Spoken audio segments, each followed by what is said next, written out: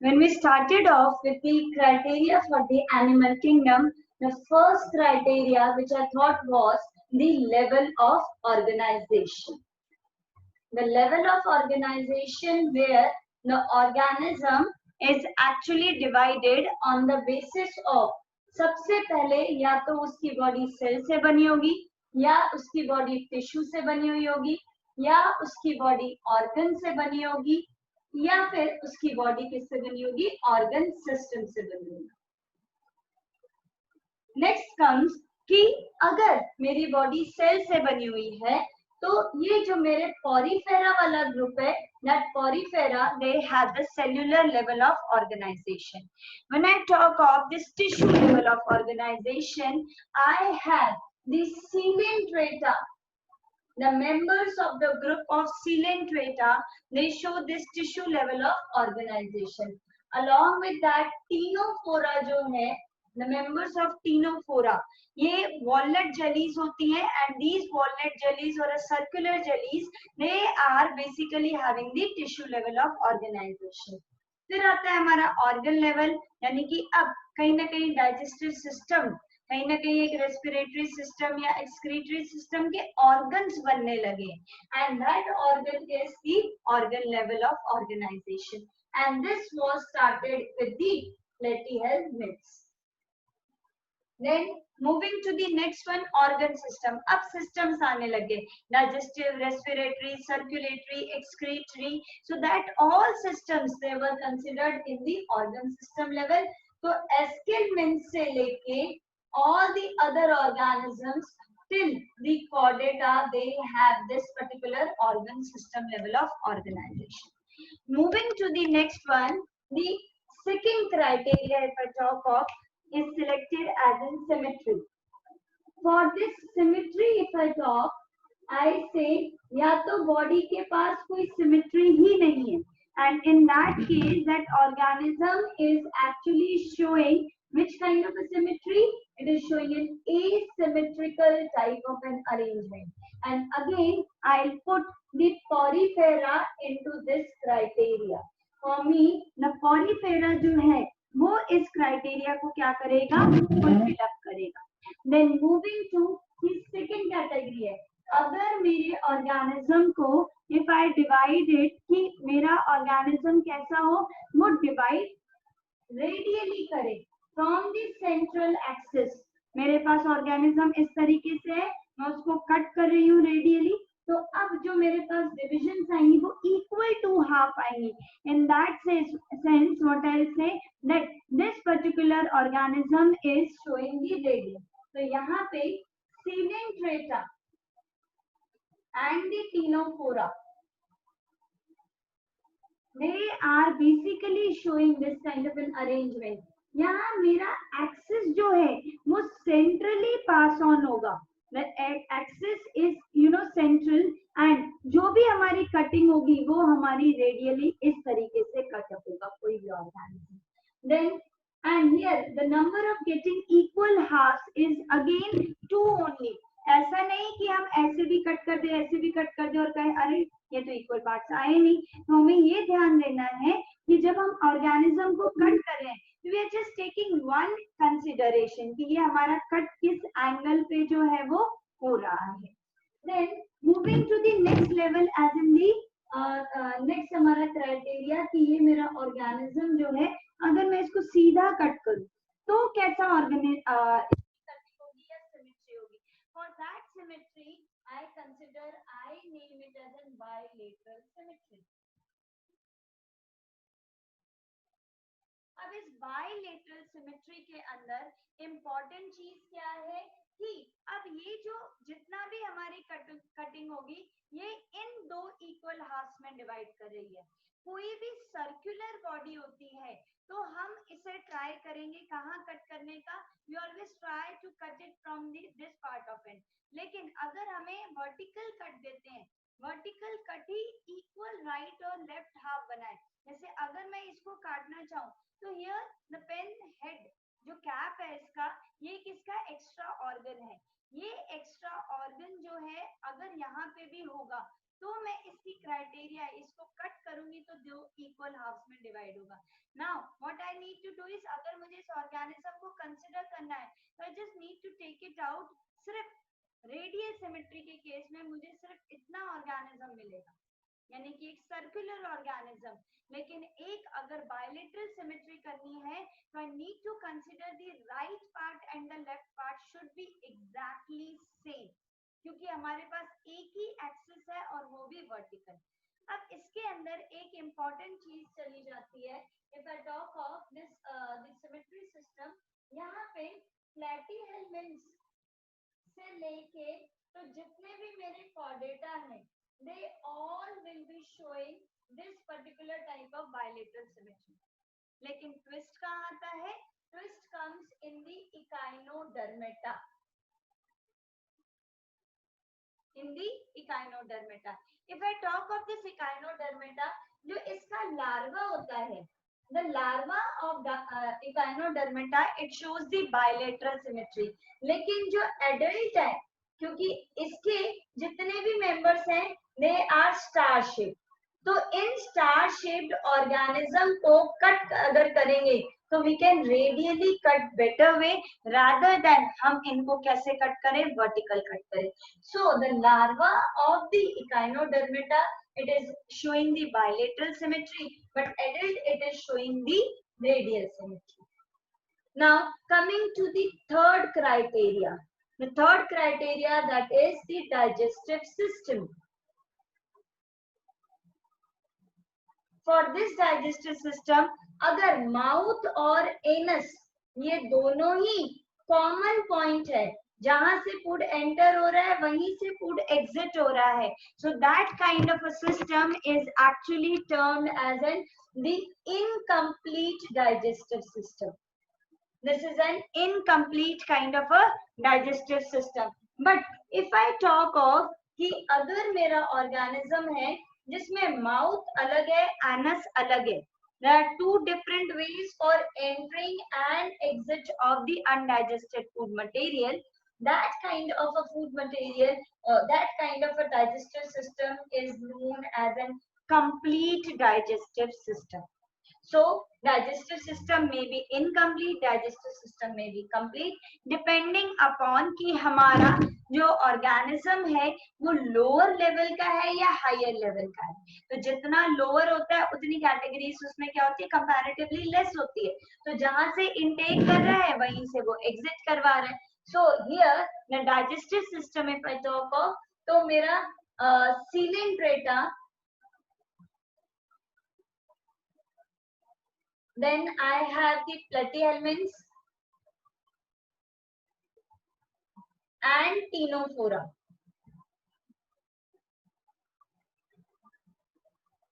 ये तीनों के तीनों इनके पास कैसा है, they have the incomplete digestive system. And for this complete digestive system, जितना हमारा स्टार्ट होगा from Eskelmans, ये एस्केलमेंट्स क्योंकि ऑर्गन सिस्टम अच्छे से डेवलप हुआ है, and that is the reason that aschelminthes से लेके तो पूरा कॉर्डेटा तक I have a complete digestive system. जो next criteria we will consider, it is known as the circulatory system. So the next criteria, the fourth criteria is circulatory system. जब हम circulatory system की बात करते हैं तो हमारे दिमाग में 3-4 चीजें आती हैं. एक है हार्ट होना चाहिए, एक उसके पास आर्टरी होनी चाहिए, एक उसके पास वेन्स होनी चाहिए, एक उसके पास कैपिलरीज होनी चाहिए. तो ये एक कॉमन चीज हमारे घूमती रहती है जब भी हम बात करते हैं किसकी, we talk of the circulatory system. For this circulatory system to work on, हमने देखा ऑर्गेनिजम्स कुछ ऐसे हैं जिनके पास ओपन सर्कुलेटरी सिस्टम है, कुछ ऐसे हैं जिनके पास क्लोज सर्कुलेटरी सिस्टम है. Now what is the difference in this open kind of a circulatory system and a closed circulatory system? अगर this is a heart, if I say this is an heart and this heart is taking its artery to the body, ये body के पास लेके जा रहा है। अब इस body में ये सारे सेल्स जो हैं, these cells they are present as such, कोई प्रॉपर अरेंजमेंट नहीं है। और ये सेल्स क्या कर रहे हैं, they are respiring and they are releasing their carbon dioxide into their blood only. जो ये बॉडी है, इस बॉडी के अंदर ही क्या प्रेजेंट है, ब्लड प्रेजेंट है। यानी कि every cell is bathing in the blood, just like a swimming pool in which the persons they are all together। उसी तरीके से what I say कि इसके अंदर भी क्या हुआ है, ये सारे जो सेल्स हैं वो ब्लड के अंदर प्रेजेंट है। अब इसके ब्लड में होने से क्या फायदा है, या फिर इन सेल्स का अब ओपन सर्कुलेटरी सिस्टम से क्या डिफरेंस आ गया। अब क्योंकि हार्ट में ये अगर मेरी आर्टरी है, this artery is taking up the oxygen, oxygenated blood लेके आ रही है। लेकिन ये जो मेरा ऑक्सीजनेटेड ब्लड है, ये ऑक्सीजनेटेड ब्लड मेरा पूरा यहाँ पे फैल गया है।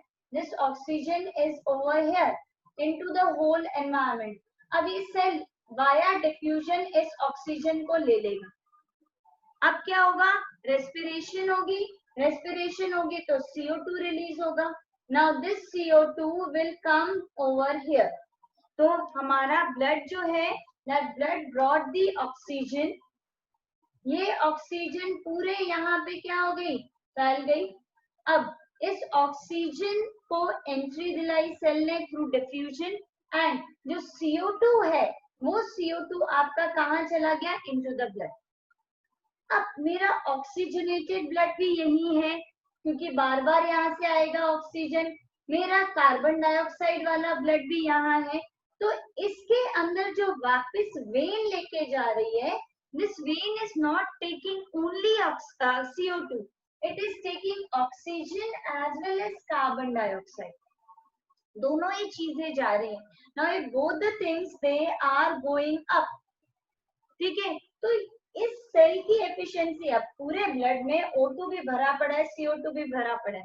सपोज आपको एक प्लेट दे दी सैलेड वाली, ठीक है, उस सैलेड के अंदर you have cucumber also, you have onion also, you have tomato also, and आपको उसमें से सिर्फ यू फील कि मुझे सिर्फ कुकुम्बर खाना है। Now when you take out cucumber, क्या होगा, थोड़ा टाइम लगेगा, but if the things are sorted तो आपको कुकुम्बर उठाने में ज्यादा टाइम नहीं लगने वाला। Similar case is over here. यहाँ पे क्या हुआ है, oxygenated deoxygenated blood both have been mixed off. अब यहाँ सेपरेट करना क्या है, मुश्किल। So efficiency of this organism will be comparatively less. जब हम क्लोज सर्कुलेटरी सिस्टम की बात करेंगे, तो आई हैव दिस हार्ट। अब इस हार्ट से every cell is getting on its oxygen, हर एक सेल को अपनी ऑक्सीजन मिल रही है with the proper blood capillary, और हर एक सेल अपना कार्बन डाइऑक्साइड जो है वो भी एक पर्टिकुलर सेल के अंदर क्या करता जा रहा है, डालता जा रहा है। It is pouring it's all O2, यहाँ सारी O2 जो है वो हर एक सेल के पास आ गई। अब CO2 जो बनी है, this CO2 is properly going, into the cell and is taken up by the veins, and here by the arteries it was brought up. So jab there is no mixing up of the blood, the oxygenated and deoxygenated blood are well, distinguished, then that type of a circulatory system is known as a closed circulatory system. But if the cells bath in the blood and there is total mixing up of the oxygenated and the deoxygenated blood, then this type of a system is known as an open circulatory system. And this open circulatory system is the characteristic of the arthropoda. This is the characteristic of arthropoda. Along with that, arthropoda के बाद हमारा next is mollusca. Now some members of the mollusca, they will be showing this closed circulatory, open circulatory system. Then we have the echinodermata, and then we have the hemichordates, and some members of the chordates, they may have the open circulatory system, but majorly the chordates, the chordata group is going to have this closed circulatory system along with एक ऐसा organism, ऐसा group, ऐसा phylum जिसने सबसे पहले introduce करा था close circulatory system, and that was annelida. Annelida के बाद we have the next phylum as an arthropoda, लेकिन एनालिडा के अंदर ये इतना सिस्टम वर्कआउट नहीं हुआ, and that was the reason the arthropoda, mollusca, echinodermata, they actually shifted to this open circulatory system. But as the body became more complex, the body system, the circulatory system, the efficiency system was more shifted to the closed one. Earlier it was closed, then it became open for various phylum, and finally it was then converted off or evolutionary more stable, which one, that was the closed one. So that's all regarding this particular circulatory system. This criteria that we set in is the presence of the coelom. Coelom. What is this coelom? Coelom basically refers to the body cavity. Body cavity. ये body cavity मेरी किस तरीके से है, ये बहुत importantly matter out करेगा. जितना सिंपल ऑर्गेनिज्म होगा उतनी उसके अंदर बॉडी कैविटी के नाम पे कुछ नहीं होने वाला. फॉर एग्जाम्पल, अगर ये आपका आउटर कवर है और इस आउटर कवर से ये जो अंदर वाला सिस्टम है, इनके बीच में कोई भी गैप नहीं है, there is no air filled cavity जिसको हम ये कह सकते हैं, या no any connective tissue, या कोई भी टिश्यू इसके पास नहीं है, तो ऐसा जो मेरा सिलोम होगा, you can imagine as in a use and throw pen. Use and throw में क्या होता है, इसके आगे पीछे सारा प्लास्टिक लगा हुआ है, सिर्फ इसके अंदर रिफिल होती है. That kind of a system where there is just an internal cavity, सिर्फ एक इंटरनल कैविटी हो और एक्सटर्नल कैविटी के नाम पे सिर्फ कवर है, तो पूरा there is just two layers, one is the outer epidermis और अंदर की तरफ आपकी क्या प्रेजेंट है, गैस्ट्रोडर्मिस, और you term it as an endodermis.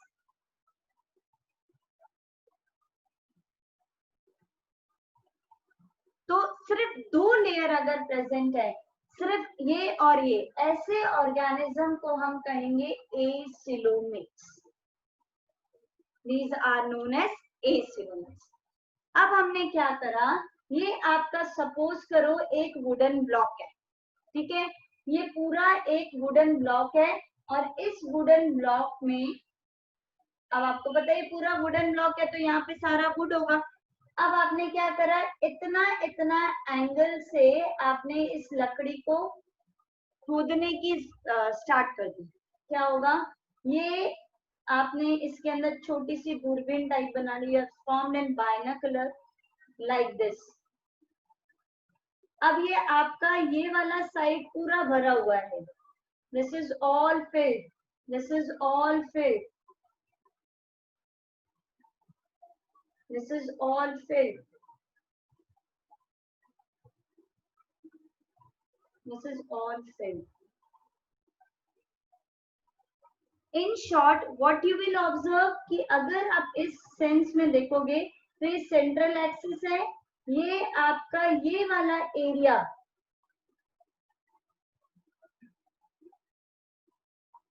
Cavities बन गई, ठीक है, और साइड में आपका क्या है, there is still the epidermis thing, या फिर आप कह सकते हो कवरिंग, जो अभी भी उसको सेपरेट आउट नहीं कर रही है. Now this part is termed as mesoglea और मीजोडर्म. मीजोग्लिया या mesoderm.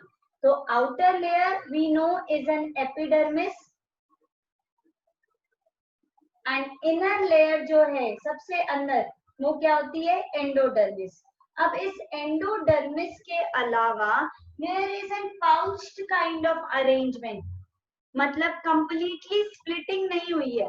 And this type of an arrangement which is forming either the mesoglea, mesoglea बोलते हैं, मीजोडर्म बोलते हैं, ये वाला जो है इसको हम कहेंगे pseudocoelomates. These are termed as pseudocoelomate. Pseudo means the false, coelomate means coelom का होना, तो मतलब सिलोम तो है लेकिन कंप्लीट है भी और नहीं भी, इसीलिए ये इनको हमने क्या कह दिया? Pseudocoelom. Coming to the next one, the third criteria अगर मैं देखूं तो यहाँ पे there is a pipe within pipe body. एक आपका ये पाइप है, उस पाइप के अंदर एक और पाइप है, उस पाइप के अंदर एक और पाइप है। अब pipe within pipe body, ऐसे कि अगर मेरे पास जैसे ट्राइमेक्स का पेन होता है, ठीक है, in that pen what you see, you have a main body, ये एक मेन बॉडी है, उस मेन बॉडी के अंदर you have another a main body, ठीक है, जिसके अंदर आप इंक भरते हो। Then you have a smaller, उसके अंदर एक लाइन सी जा रही होती है, कैपिलरी ट्यूब सी जा रही होती है, and this capillary tube is actually taking the content inside. तो ऐसा सिस्टम जिसमें हम क्या कह रहे हैं, this is one of the epidermis. Then you have the second inner cavity जो हमारी क्या होगी? मीजोडर्मिस। एंड जो थर्ड कैविटी, जो थर्ड कैपिलरी बनी है, the third capillary is known as the endodermis. ऐसे सिस्टम को अब जाके हम कहेंगे बॉडी कैविटीज जो है वो बन चुकी है, and this type of the system is known as an coelomic body, और these organisms they are known as coelomics. जहाँ पे we say we have the three distinct layers, the ectoderm, or you can say the epiderm, the second one being the mesoderm, and third one being the endoderm. And on the basis of these particular thing, acylomate, pseudocoelomate और coelomate, जो मेरा सीमेंट्रेटा है, we hardly put the poriferans into this criteria, cavity criteria, क्योंकि वो cellular level of organization show करते हैं। तो सीमेंट्रेटा और जो मेरा टीनोफोरा है, they are mostly acoelomates. When I talk of the pseudocoelomate, यहाँ पे जो मेरे next along with that this platyhelminths, उसके अंदर भी अभी ऐसी कोई अरेंजमेंट आई नहीं है, so this is also an acoelomate. जो मेरा एस्टेलमेंट्स है, क्योंकि ऑर्गन सिस्टम लेवल डेवलप होने लग गया, and that was the reason कि इनको क्या बोल दिया गया? स्यूडोसिलोमेट। एंड फाइनली एनालिडा से लेके जितने भी मेरे कॉर्डेट्स हैं वो सारे के सारे क्या कहलाएंगे? सिलोमेट्स कहलाएंगे। Now this coelomate is further classified.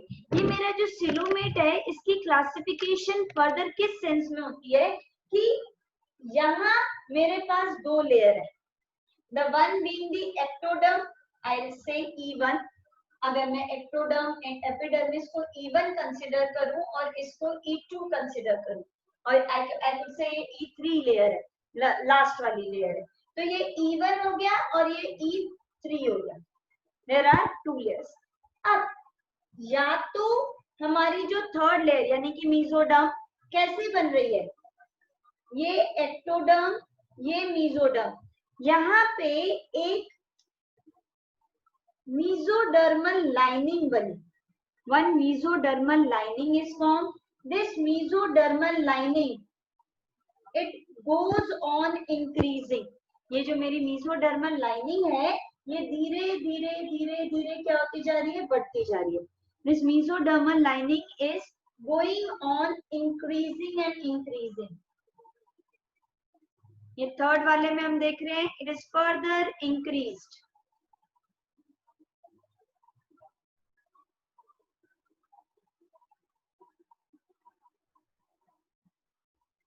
एक टाइम ऐसा आएगा कि अब जो हमें फाइनल ड्राफ्ट मिलेगा, फाइनल जो पिक्चर मिलेगी वो कुछ इस तरीके से होगी. This is the inner endoderm, this is the ectoderm. ये मेरी एक्टोडर्म है. अब मैं डबल लेयर दिखा रही हूँ ताकि थोड़ा सा डिस्टिंग्विशमेंट रहे आपको. So this is the outer epidermis, the red color one is the mesodermis, and the end part जो अंदर वाला है that's an E3 the endoderm. एक वे है इस तरीके से बनने का. The second way out is ये मेरा एक्टोडर्म है, ये मेरा एंडोडर्म है. इस एंडोडर्म से क्या होने लगा, एक छोटा सा पाउच बना. A small pouch is being formed.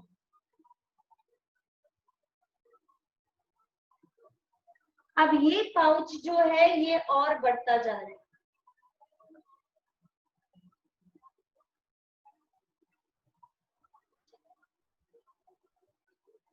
This pouch is increasing. And finally ये इतना बड़ा हो जाएगा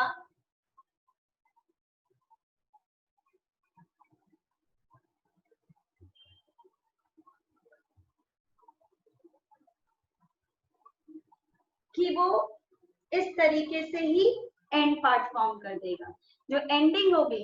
बट यहाँ जो मेरा मीजोडर्म बन रहा है, this mesoderm is forming through the mesodermal layer.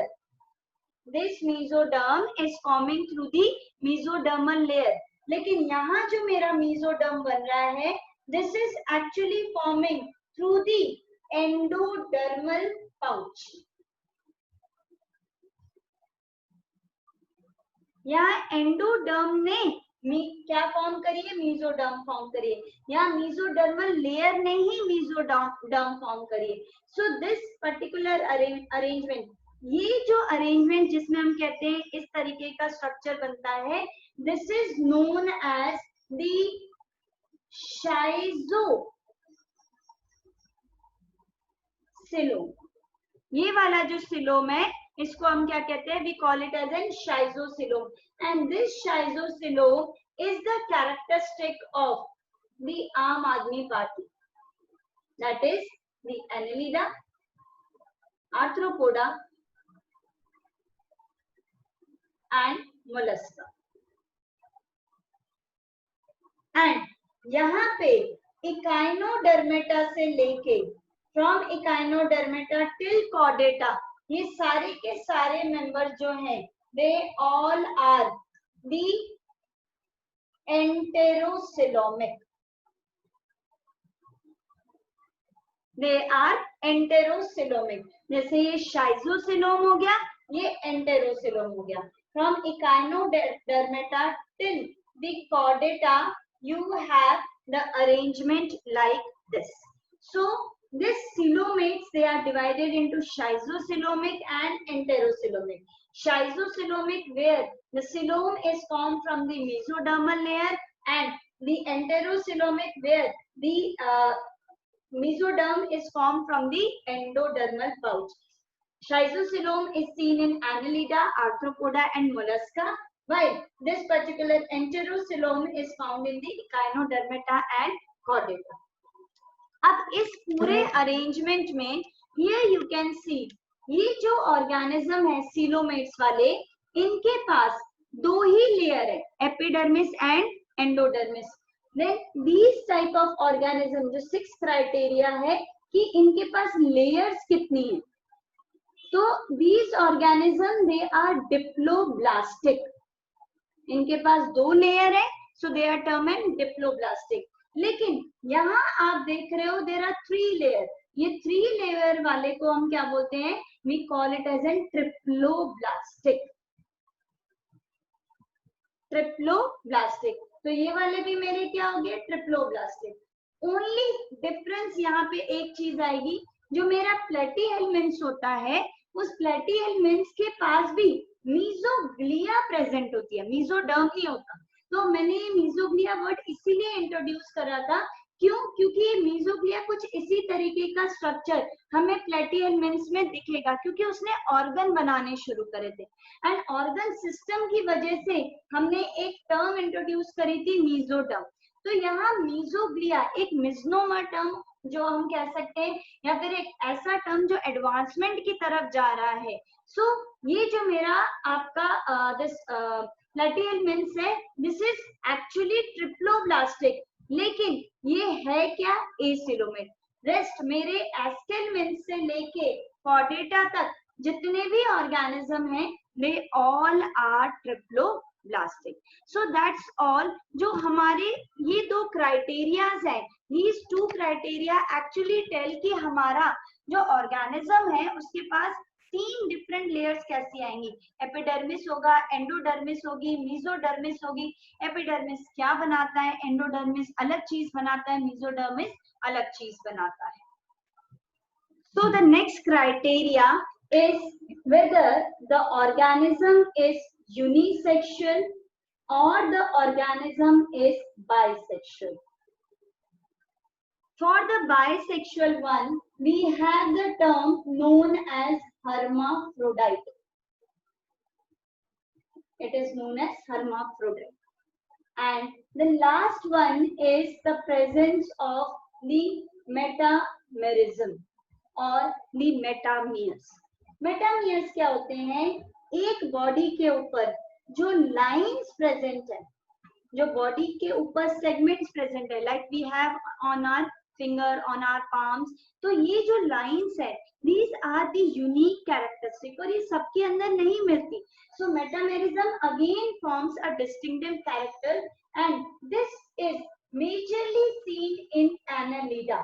जो मेरे Annelida के members हैं, उनकी सिर्फ बॉडी के ऊपर ही नहीं, even the inside of the body system is having such segment, and that is Annelidas. They are the unique one. Similarly, we have the arthropods.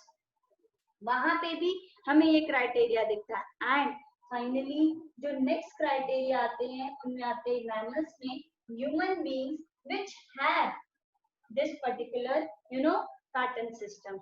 और ये वाला जो क्वेश्चन था, the presence of metamerism is a characteristic of this, actually came in the NEET exam. So metameres are basically the segments which are present on the animals and they are distinctive in nature. Reason being, कहीं ना कहीं ये कोई ना कोई organ को क्या कर रहे हैं, अपने पास प्लेस कर रहे हैं, और इनकी की वजह से इनका जो ऑर्गन सिस्टम लेवल है वो क्या है, बहुत ऑर्गेनाइज्ड है। So this is all, these all 8 were the criteria on which the animal kingdom it is classified.